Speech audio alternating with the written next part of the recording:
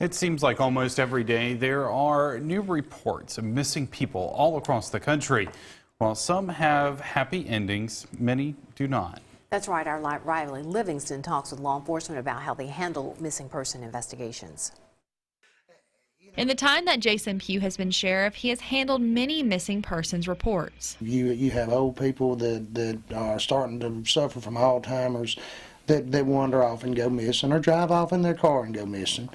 Then you have children that wander off for whatever reason, and then you have our hunters that inevitably get turned around trying to come out of the woods at night or something like that. Each missing persons case is handled on an individual basis and typically not considered criminal until other factors are eliminated. You're not immediately going to think that person was murdered or something along those lines.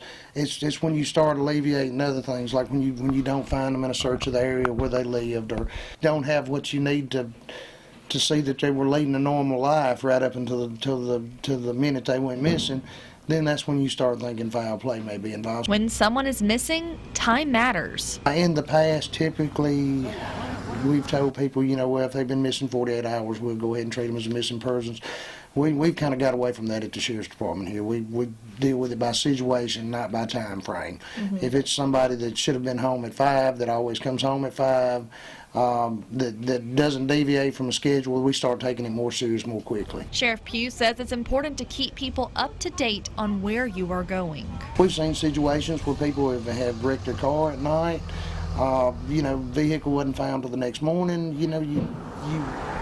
You run into that. If people don't know to expect you or not to expect you, then if something happens, then you could potentially be laying somewhere hurt for quite some time, and nobody wants that.